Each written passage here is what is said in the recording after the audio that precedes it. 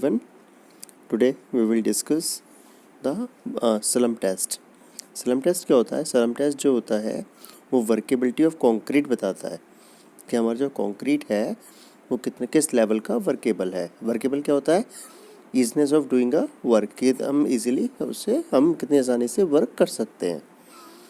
देखिएगा theory, concrete slump test और slump test is to determine the workability or consistency of concrete mix prepared at the laboratory or the construction site during the progress of the work।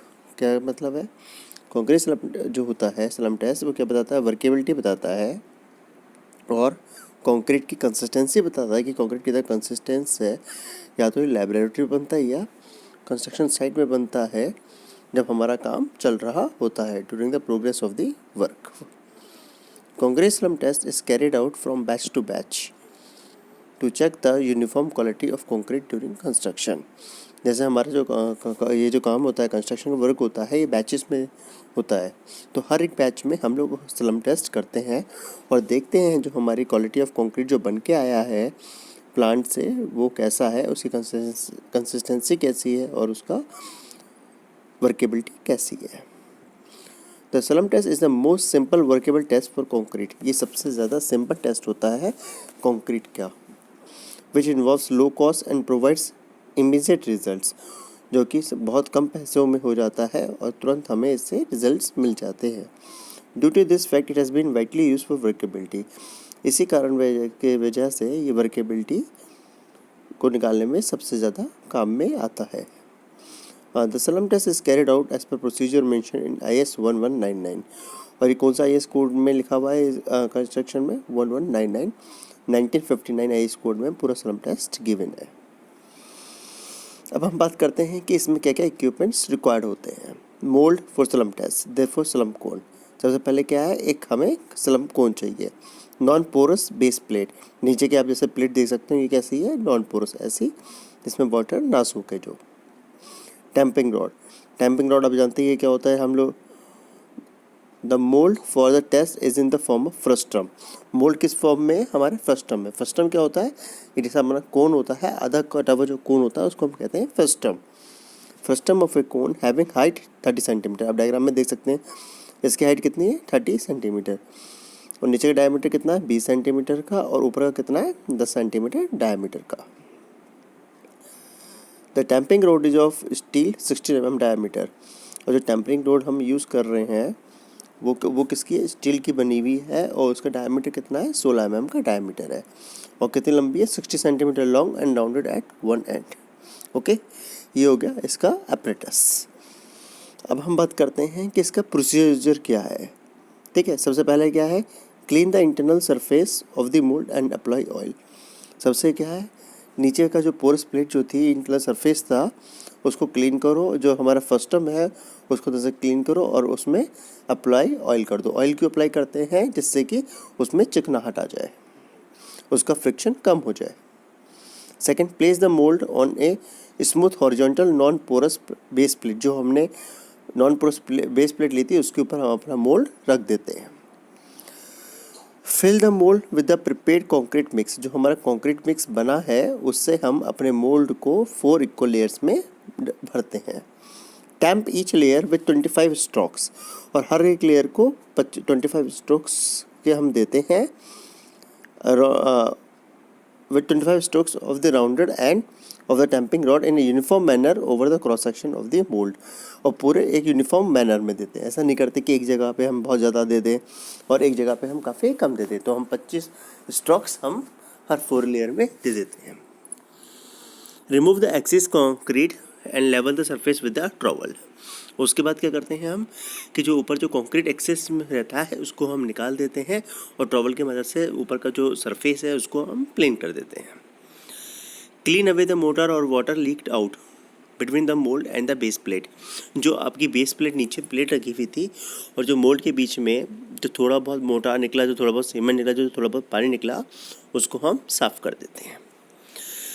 Raise the mould from the concrete immediately and slowly in vertical direction. अब हम क्या करते हैं, जो हमारा frustum था, जो हमारा मोल्ड था, इसको हम ऊपर किस तरफ उठा लेते हैं, और इसको हम वर्टिकल उठाते हैं, जिससे कि अगर हम ज़्यादा हिला के उठा निकालेंगे तो क्या होगा, जो वो कोन बना होगा कंक्रीट का वो टूट जाएगा। तो हम इसे स्लोली धीरे धीरे करके हम उसको लिफ्ट कर लेते हैं, right. Now measure the slump as the difference between the height of the mould and that of height point of the specimen being tested. अब हम क्या करेंगे, स्लम्प हाइट उसकी हम निकालेंगे। वो क्या होती है, हमारी हाइट ऑफ द मोल्ड, जो हमारा टूट गया, जो भी हमारा मोल्ड बचा है उसकी हाइट, और जो हमारा स्पेसिमेन टेस्ट कर रहे हैं हम उसकी हाइट। देखिए आपका डायग्राम दिख रहा होगा, फर्स्ट 2 3 में वो कॉम्पैक्ट करता है, पीछे टेम्परिंग कर रहा है जैसे आप देख सकते हैं। उसके बाद क्या करता है, वो फोर्थ में लेवलिंग करता है।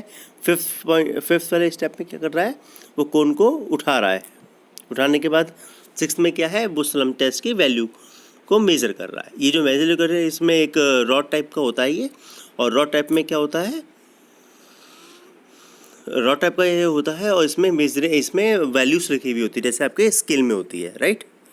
Now slump value observation. The slump vertical settlement measure shall be recorded in terms of millimetre of substance of the specimen during the test.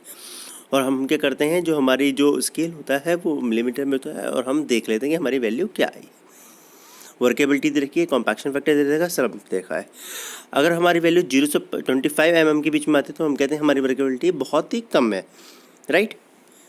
25 से 50 आती है तो हमारी वर्केबिलिटी लो है, 50 से 100 आती है तो हमारी मीडियम है, और 100 से 175 आती है तो हमारी वर्केबिलिटी हाई है। ओके, आप समझे इस बात को बच्चों कि 100 से 175 mm का मतलब क्या है और 0 से 25 का मतलब क्या है। मतलब कि ऊपर से वो 0 से 25 mm टूटी है, और एक चीज़ 100 से 175 mm टूटी है। इसका मतलब क्या है, 100 से 175 जो वाली जो टूटी है उसकी बॉन्डिंग कम है। बॉन्डिंग कम मतलब क्या है, उसमें पानी ज़्यादा है, पानी ज़्यादा क्या है, उसकी वर्केबिलिटी ज़्यादा है, ठीक है। अब जो हमारा जो स्लम्प होता है वो 4 टाइप्स में होता है। एक होता है हमारा ट्रू स्लम्प। ट्रू स्लम्प क्या होता है, जैसे डायग्राम में आप देखिए जो डॉटेड है पार्ट कोई भी वो दिखाया है एक्चुअल मोल्ड का, राइट।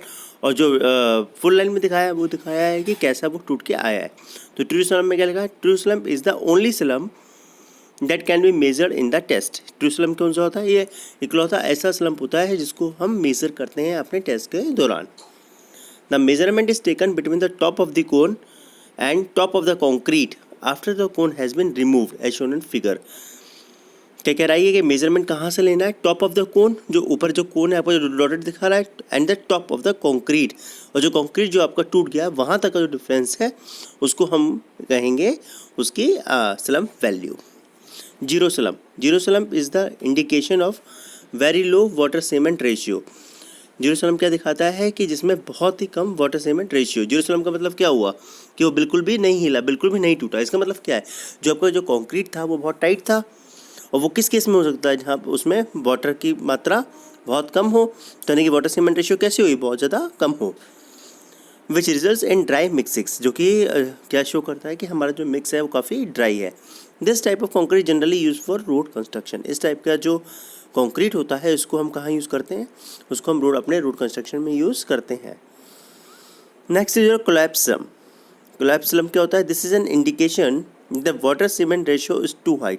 कोलैप्स में क्या हुआ कि पूरा जैसे ही हमने अपना वो फ्रस्टम को अपलिफ्ट किया, तुरंत सारा का हमारा जो मेटल था वो गिर गया। वो कब हो सकता है, जब हमारा वाटर सीमेंट रेशियो क्या है, बहुत हाई होगा। तो वो लिख रहा है कि it is indication that water cement ratio is too high, therefore concrete mix is too wait.